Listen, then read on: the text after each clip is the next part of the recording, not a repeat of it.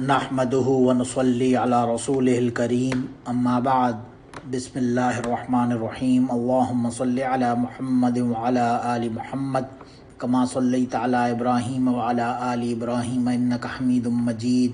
اللهم بارك على محمد وعلى آل محمد كما باركت على إبراهيم وعلى آل إبراهيم إنك حميد مجيد عن ابی مالک الاشعری رضی اللہ تعالی عنہ قال قال رسول اللہ صلی اللہ علیہ وسلم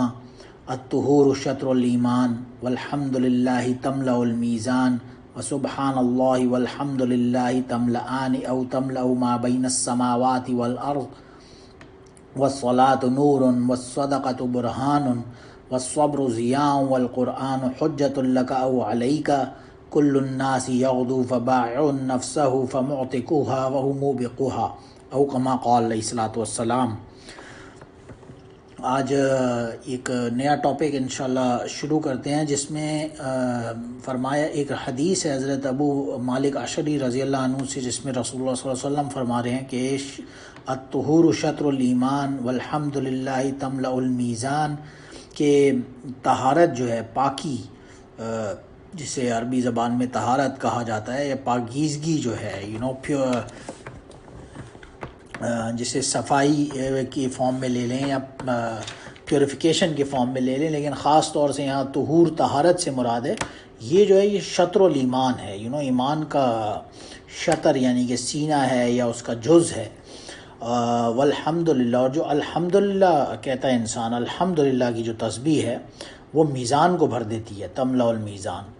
اور اس کے بعد فرمایا وسبحان اللہ والحمد للہ، جو یہ دعا ہے یا یہ تسبیح ہے سبحان اللہ والحمد للہ، یہ دونوں جو ہیں یہ بین السماوات والارض، پورے آسمانوں اور زمینوں کو بھر دیتی ہیں۔ یہ دو تسبیح ہاتھ جو ہمیں بتائی گئی، سبحان اللہ اور الحمد للہ، یہ پورے آسمانوں اور زمینوں کو بھر دیتی ہیں۔ اور پھر فرمایا والصلاۃ نور، اور جو صلاۃ ہے، نماز ہے، وہ نور ہے، اور صدقہ جو ہے وہ برہان ہے، یعنی بالکل برہان کہتے ہیں دلیل کو، حجت قائم کرنے کو جیسے کہا جاتا ہے، تو صدقہ جو ہے یہ بالکل دلیل ہے اور برہان ہے۔ اور پھر فرمایا والصبر ضیاء، کہ جو صبر ہے وہ ضیاء ہے، یعنی کہ روشنی ہے، اجالا ہے۔ اور آگے فرمایا جو قرآن ہے، القرآن، وہ حجۃ لک او علیک، یہ قرآن تمہارے اوپر حجت بن جائے گا یا تمہارے لیے حجت بن جائے گا۔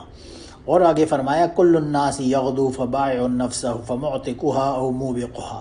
کہ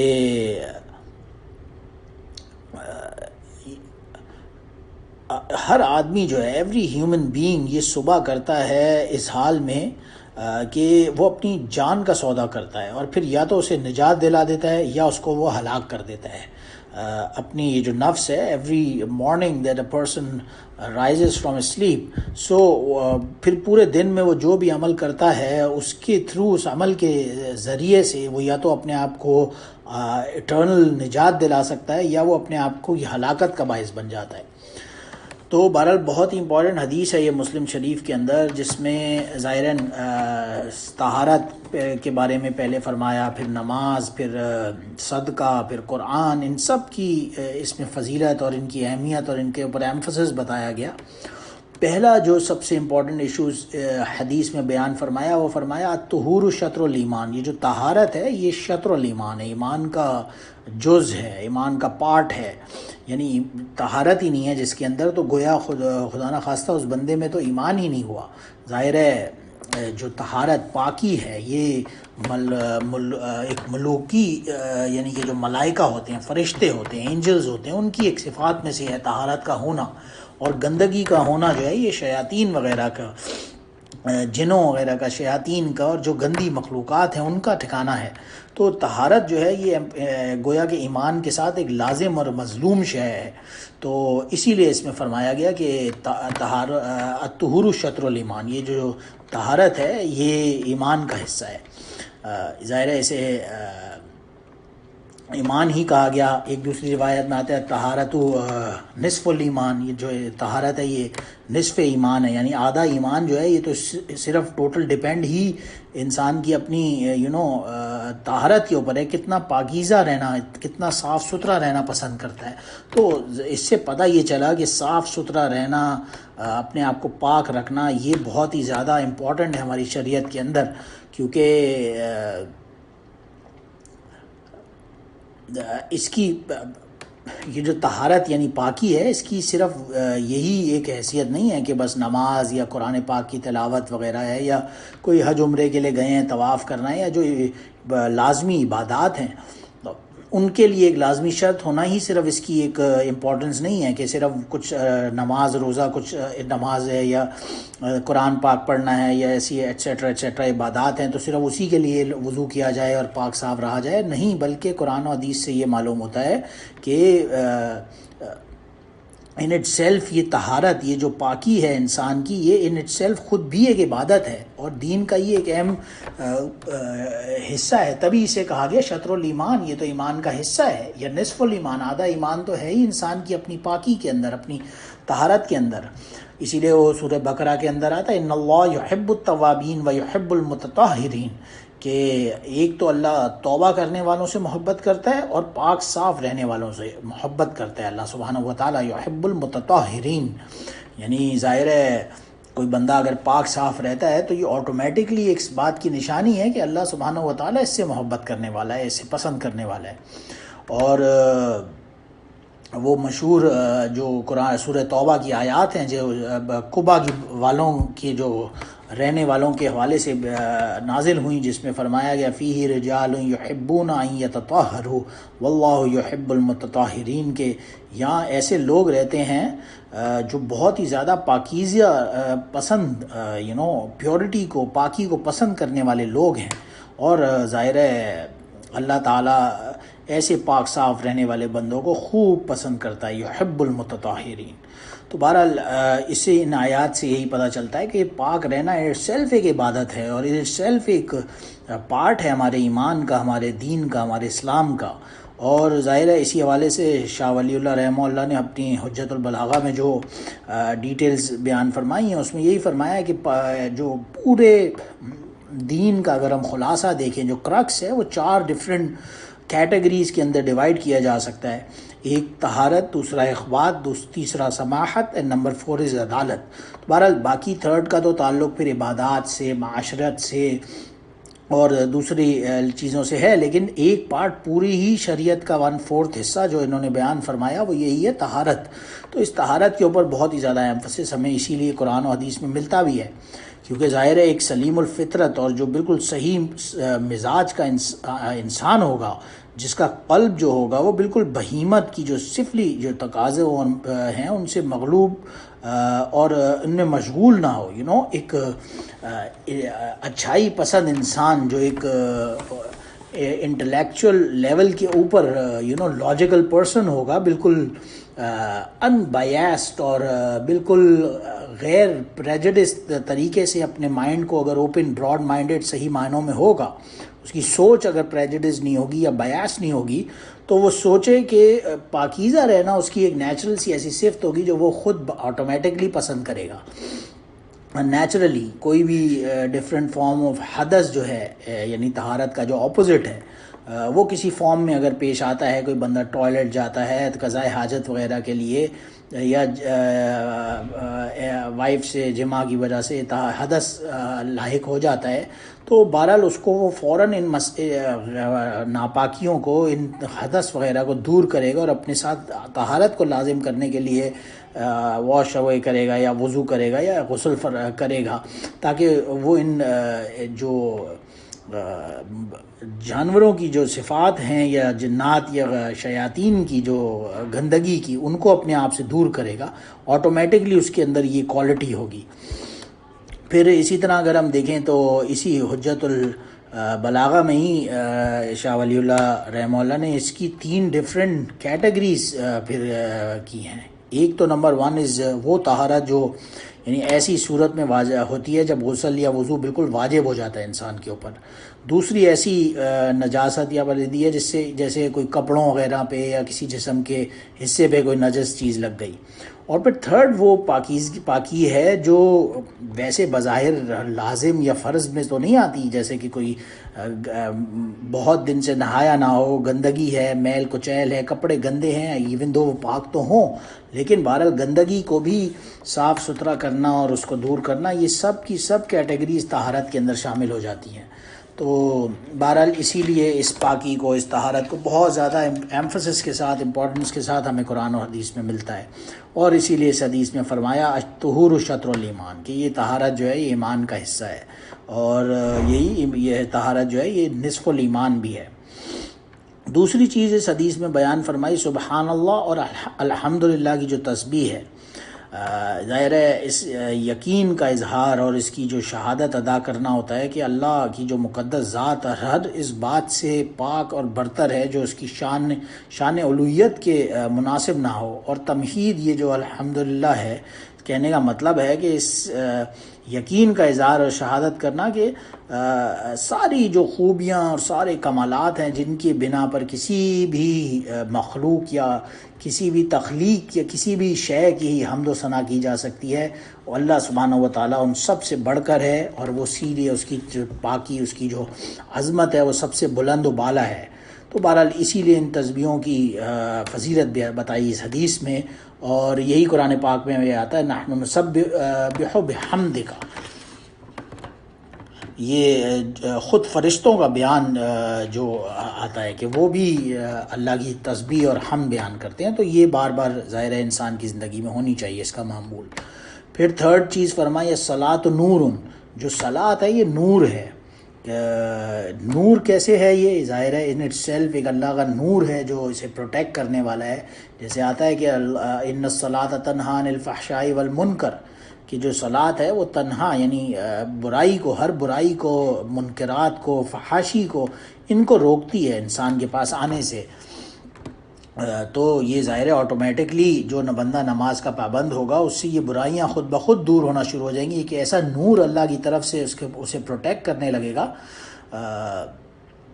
اور پھر یہی کہ آخرت کی جو منزلوں میں نماز کی اس نورانیت کا جو ظہور اس طرح ہوگا کہ وہاں کے بھی اندھیروں میں یہ بندہ جو ہے اس نماز کی روشنی سے، گویا یہی نماز اس کے سامنے اجالا بن کر نمازی کے ساتھ ہوگی. جیسے کہ قرآن پاک میں آتا ہے نورہم یسعی بین ایدیہم و بایمانہم، کہ جو اللہ کے جو نیک اور صالح بندوں کے آگے اور ان کے رائٹ یعنی دائیں جانب ان اعمال کا نور ہوتا ہے.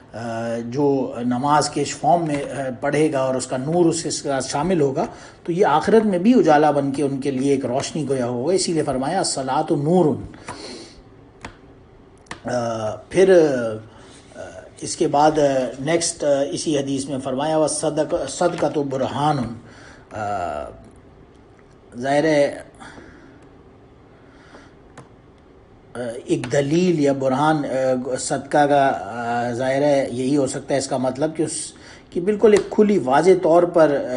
دلیل ہے کہ جو بندہ مومن یا مسلم ہے اگر دل میں اس کے ایمان نہ ہو تو اس کے لیے اپنی جو کمائی کا ہوئی دولت ہے اس سے صدقہ کرنا آسان نہیں ہوتا. لیکن جب دل میں نور ایمان ہوتا ہے تو پھر آٹومیٹکلی بندے کے لیے صدقہ کرنا، چیریٹی کرنا وہ خود بخود زیادہ آسان ہوتا جاتا ہے. تو بہرحال یہ ایک آخرت میں بھی اس کے لیے دلیل ہوگا، کیونکہ بندے کے صدقے کو اس کے ایمان اور اس کی جو خدا پرستی اور نشانی مان کر اس کو انعامات سے نوازا جائے گا آخرت میں بھی. اس کے بدلے 10 فولڈز یا 700 فولڈز ملٹی فولڈز اس کو اس کے انعامات جو اجر ملیں گے. پھر آگے اس کے اسی حدیث میں فرمایا گیا کہ والصبر ضیاء، کہ صبر جو ہے وہ روشنی ہے. صبر کا قرآن و حدیث کی اصطلاح میں جو مطلب ہے وہ یہی ہے کہ اللہ کے حکم کے تحت جو نفس خواہشات کو دبانا اور اس کی راہ میں تلخیاں اور ناگواریاں برداشت کرتے رہنا، اس کا نام صبر ہے. تو یہ جب انسان کے دل میں آئے گا اور وہ مشکلات کے اوپر صبر کرے گا اور اللہ کا حکم مانتے ہوئے اس سے آگے نکلنے کی کوشش کرے گا تو وہ خود آٹومیٹکلی صبر والوں میں شامل ہو جائے گا. اور اس سے فرمایا یہ ضیاء ہے یعنی کہ روشنی ہے. اب صلاۃ بھی روشنی ہے اور صبر کو بھی روشنی کہا، لیکن عربی زبان کے اندر ضیاء اس روشنی کو کہتے ہیں جو ان اٹ سیلف خود روشنی دیتی ہے. جیسے مثال کے طور پہ سورہ یونس کے اندر آتا ہے هو الذی جعل الشمس ضیاء والقمر نور، کہ جو ضیاء شمس ہے یعنی سورج ہے وہ ضیاء ہے، اور جو قمر نور چاند ہے وہ نور ہے. یعنی سورج کیونکہ ان اٹ سیلف خود روشنی دیتا ہے، اور جو چاند ہے وہ اس کے اوپر روشنی کی ریفلیکشن پڑتی ہے تو وہ اس سے بیوٹیفائی کرتا ہے اپنے آپ کو. تو ظاہر ہے صبر ایسی چیز ہے جو خود بخود روشنی دے گا، اور وہ روشنی دینے والا بنے گا، اور آگے دوسروں تک جب اس کی روشنی پہنچے گی تو دوسرے اس سے فائدہ حاصل کریں گے اور اجالا حاصل کریں گے. اور پھر نماز کے اوپر جب اس صبر کرنے کے بعد روشنی پہنچے گی تو نماز ان اٹ سیلف ایسا نور ہے کہ وہ خود بخود چمکنا شروع ہو جائے گا. پھر فائنلی بتایا والقرآن حجت لک او علیک، کہ قرآن جو ہے یہ حجت ہے تمہارے اوپر یا تمہارے خلاف. اسے جو پڑھے گا، سمجھے گا، سیکھنے کی کوشش کرے گا، اس پہ عمل کرنے کی کوشش کرے گا تو اس کے لیے یہ قرآن حجت ہوگا، اس دنیا میں بھی اور آخرت میں بھی اس کی پروٹیکشن کرے گا. لیکن اگر کوئی بندہ اس کا حق ادا نہیں کرتا اور اس کی اسے لاپرواہی کرتا ہے تو پھر یہی قرآن او علیہ کا اس کے خلاف حجت بن سکتا ہے خدا نخواستہ. اور بہرحال اس حدیث کے اینڈ میں یہی کہا گیا کہ ہر انسان صبح اٹھتا ہے اس حال میں کہ وہ اپنے پورے دن کا فیصلہ خود ہی کرتا ہے، پھر کہ چاہے تو اس دن کے ذریعے سے اپنی آخرت اپنی دنیا سب بنا لے، اور چاہے تو اپنے سب کچھ بگاڑ کے اپنی گناہ سب کچھ ہلاک کر دے. یہ انسان کے اپنے ہاتھوں کی کمائی ہے. ظہر الفساد فی البر والبحر بما کسبت ایدی الناس، جو کچھ بھی فساد ہے اس دنیا اور آخرت میں، دنیا جہاں میں، زمینوں میں، سمندروں میں، جس جگہ بھی خشکی میں، تری میں، تو وہ انسان کے اپنی ہاتھوں کی کمائی ہے جو کچھ بھی ہے فساد. بہرحال تو خیر ان شارٹ اس سب کا مطلب یہی ہے. ادھر سب سے پہلے تو طہارت کے اوپر ایک ایمفسس ہے، کیونکہ طہارت ہی وہ شے ہے جو نماز کے لیے بھی ایک لازمی چیز ہے، اور اس کے بغیر تو گویا نماز ہی کا نہیں پڑھی جا سکتی انسان کی. اور یہیں تک ہی نہیں، پھر اس طہارت حاصل کرنا اتنا ضروری اس لیے بھی ہے کیونکہ اگر انسان نہیں کرتا اور ناپاکی کی حالت میں رہتا ہے تو اس کے شدید کانسیکوینسز بھگتنا پڑ سکتے ہیں. جیسے کہ حضرت ابن عباس رضی اللہ عنہ فرماتے ہیں کہ ایک مرتبہ نبی کریم صلی اللہ علیہ وسلم 2 قبروں کے پاس سے گزر رہے تھے تو آپ نے فرمایا انہما لیعذبان، کہ یہ 2 قبروں میں جو اس کے لوگ ہیں ان دیئر گریوز ان کو عذاب ہو رہا ہے. اور ان میں سے کس وجہ سے عذاب ہو رہا ہے؟ کوئی گناہ کبیرہ کی وجہ سے نہیں، کسی کو قتل کرنے کی وجہ سے نہیں، کوئی بہت بڑا جرم کرنے کی وجہ سے عذاب نہیں ہو رہا، بلکہ لا یستطیر من البول، کہ یہ پیشاب سے یعنی کہ اپنی پس سے بچتا نہیں تھا، اس کا خیال نہیں کرتا تھا، واش اوے نہیں کرتا تھا، صحیح معنوں میں پاکی حاصل نہیں کرتا تھا، صرف اس وجہ سے اس پہ عذاب ہو رہا ہے. اور جو دوسرا بندہ تھا اما الاخر فکان یمشی بالنمیمہ، یہ چغل خور تھا، بیک بائٹنگ کرتا تھا، دوسروں کی چغلیاں کرتا تھا. اس وجہ سے یہ 2 لوگوں کا جرم کیا تھا؟ کوئی گناہ کبیرہ جو ہماری لینگویج میں سے سمجھا جاتا ہے یا کہا جاتا ہے، یہ جرم نہیں تھا. ان دونوں لوگوں پہ جو قبر میں عذاب ہو رہا تھا، نبی کریم صلی اللہ علیہ وسلم نے فرمایا ایک طہارت کی پرواہ نہیں کرتا تھا، اپنے آپ کو باؤل وغیرہ سے نہیں بچاتا تھا، صفائی حاصل نہیں کرتا تھا، اور دوسرا جب بندے کا جرم یہ تھا وہ چغل خور تھا. تو بہرحال آپ صلی اللہ علیہ وسلم نے ادھر ایک درخت کی ٹہنی لی اور اس قبر پہ گاڑ دی، اور اس وجہ سے کہ شاید اللہ پاک ان کے عذاب میں تخفیف فرما دیں. لیکن ظاہر ہے یہ دونوں گناہ بظاہر دیکھنے میں کوئی بہت بڑے گناہ نہیں تھے، لیکن قبر کا عذاب ہونے کا دلیل بننا ان دونوں کے لیے، یہ بخاری اور مسلم شریف کی روایت سے پتہ چلتا ہے. اس میں صرف طہارت ہی ایک ایسی شے تھی جس کی وجہ سے وہ عذاب قبر کا مستحق ہو گیا پہلا بندہ. اور ظاہر ہے اس دوسری جگہ پہ آتا ہے استنزہوا عن البول فانہ عامۃ من عذاب القبر منہ، کہ باؤل وغیرہ سے بچو. باؤل کہا جاتا ہے پیشاب کو، یا جسے پس کہا جاتا ہے یا یورین کہا جاتا ہے انگلش لینگویج میں. تو عام طور پہ اس سے بچنے کا معمول اگر کسی کا نہیں ہے تو وہ خدا نخواستہ بڑی ڈینجرس بات ہو جائے گی اس کے مطابق. تو اسی لیے اسے صحیح طرح سے واش اوے کرنا، پاکی صفائی حاصل کرنا بہت ہی ضروری ہے. اور پھر اسی طرح چغل خوری کے لیے، کیونکہ سورہ قلم کے اندر آتا ہے وَلَا تُطِعْ كُلَّ حَلَّافٍ مَّهِينٍ ہَمَّازٍ مَّشَّاءٍ بِنَمِيمٍ، کہ ایسے بندے کی تو بات بھی نہ مانو جو جھوٹ بولنے والا ہے، بے باک، بے تحاشا قسمیں کھانے کا عادی ہے، اور عیب چینی یا چغل خوری کرنا جس کا مشغلہ ہے، جو بہت زیادہ بیک بائٹنگ کر رہا ہے، دوسروں کی چغل خوری کر رہا ہے، ہماز مشاء بنمیم، تو ایسے لوگوں سے بالکل بچ کے رہو، ان کی بات نہ مانو۔ اور یہی وہ دوسرا بندہ تھا جس کے لیے اس قبر میں بھی عذاب ہو رہا تھا۔ تو اللہ پاک ہمیں ان تمام معاملات سے سمجھنے کی، ان پہ عمل کرنے کی کوشش عطا فرمائے، اور خاص طور سے یہاں جو پتہ چلتا ہے تو طہارت حاصل کرنے کے لیے صحیح ہمارا معمول بنائے۔ اور پھر خیر جہاں تک طہارت حاصل کرنے کا سوال ہے تو بہت ساری روایات سے پتہ چلتا ہے کہ ہمیں اس کے اوپر بھی بہت ڈیٹیل انسٹرکشنز ملتی ہیں کہ اگر کوئی بندہ جب ٹوائلٹ بھی جاتا ہے تو اسے چاہیے کہ لا تستقبل القبلہ ولا تستبدروہا، کہ ٹورڈز قبلے کی ڈائریکشن میں وہ قضاء حاجت سے فارغ نہ ہو، نہ ہی اپنی بیک قبلے کی طرف کرے، بلکہ ایسے ڈائریکشن میں ٹوائلٹ بنانے چاہیے اور ان کا استعمال ہونا چاہیے جو کسی تھرڈ قبلے کی ڈائریکشن میں نہ فرنٹ ہو اور نہ پیٹھ ہو، انسان کی بیک ہو۔ اور اس میں کوئی ایسی بات نہیں ہے جب ہم یہ روایات پڑھتے ہیں، کیونکہ حضرت سلمان فارسی رضی اللہ عنہ کو ایک مرتبہ کسی کفار نے کہا کہ تمہارے نبی نے تمہیں ہر چیز کی تعلیمات دی ہیں، یہاں تک کہ بھی ٹوائلٹ جانے کی بھی تعلیمات دی ہیں۔ تو سلمان فارسی رضی اللہ عنہ نے بڑے پراؤڈ طریقے سے کہا کہ ہاں ایگزیکٹلی، انہوں نے ہمیں بتایا ہے کہ what are the dos and don'ts of even using the بیت الخلاء، ایون یوزنگ دا ٹوائلٹ یا rest room, because that is also important. Islam is not just a part of life, it's a way of life. اس کے اندر ایک ایک چیز کی instructions اور dose and don'ts اور ہدایات موجود ہیں، تو اسی طرح ہمیں ایون ٹوائلٹ جانے کی بھی نبی کریم صلی اللہ علیہ وسلم نے انسٹرکشنز دی ہیں۔ اور پھر آگے یہی فرمایا کہ جب کوئی بندہ ٹوائلٹ بھی جائے تو اسے چاہیے کہ وہ ڈائریکشن اپنا قبلے کی طرف نہ کرے یا بیک بھی قبلے کی طرف نہ کرے۔ اور دوسری چیز پھر فرمائی کہ رائٹ ہاتھ سے پاکی حاصل نہ کرے بلکہ لیفٹ ہاتھ یوز کرے، جو عموماً عام طور سے مسلمانوں میں رواج بھی ہے۔ اور پھر یہ کہ کم سے کم ایٹ لیسٹ اگر پانی نہیں یوز کر رہا تو ایٹ لیسٹ زیادہ پتھروں کو استعمال کرے، اپنی صحیح طرح سے پاکی حاصل کرے، کوئی گندگی اس کا آثار اس کے جسم پہ نہ رہیں۔ بہرحال ایک روایت سے یہ پتہ چلتا ہے کہ افضل یہ ہے کہ بندہ باقاعدہ پانی سے واش کرے، کیونکہ نبی کریم صلی اللہ علیہ وسلم کی بھی روایات سے ہمیں یہی پتہ چلتا ہے، یہی معمول تھا، ان کے سامنے پانی انہیں دیا جاتا تھا، وہ پانی سے واش کرتے تھے properly, and then he use to wash his hands, باقاعدہ مٹی سے۔ اس زمانے میں ظاہر ہے آج کل کے زمانے کے ہینڈ سوپس یا ہینڈ واشز تو موجود نہیں تھے، لیکن ایٹ لیسٹ مٹی سے جو بھی اس زمانے کا پاکی حاصل کرنے کا طریقہ کار تھا، نبی کریم صلی اللہ علیہ وسلم باقاعدہ اس سے ہاتھ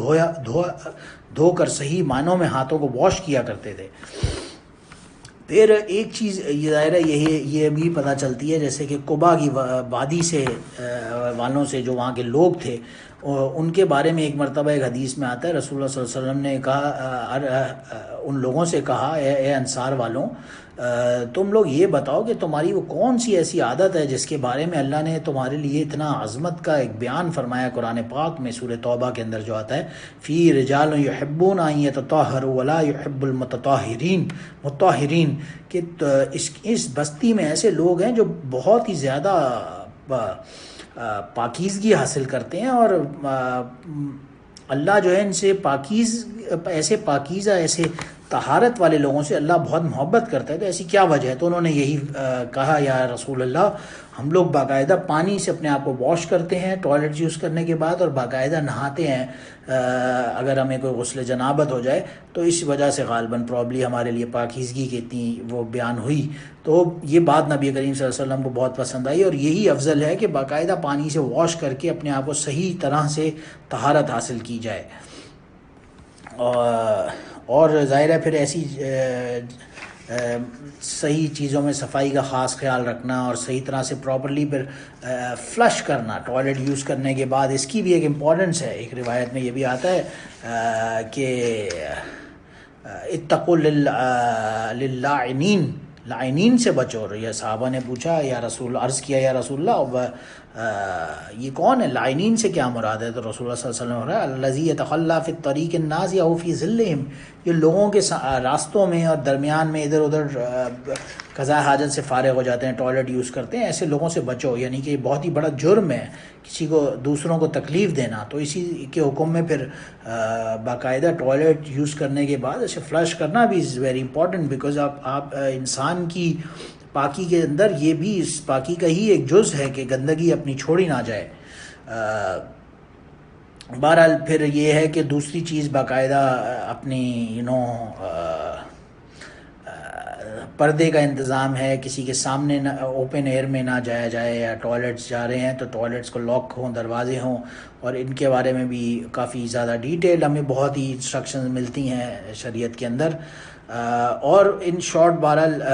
ایک دعا ہمیں رسول اللہ صلی اللہ علیہ وسلم نے پھر فرمائی کہ جب بھی کوئی بندہ ٹوائلٹ جانے لگے تو وہ غفرانک کا کہا کرے, یا ایک دوسری روایت میں آتا ہے الحمدللہ الذی اذھب عنی العذا وعافانی کی دعا کر کے ٹوائلٹ میں جایا کرے. یعنی ایون ٹوائلٹ جاتے ہوئے بھی پہلے الحمدللہ الذی, اللہ کی پاکی بیان کی, اور پھر اللہ سے دعا کی کہ اذھب عنی العذا وعافانی, یہ جو عذا یعنی کہ اذیت یعنی گندگی ہے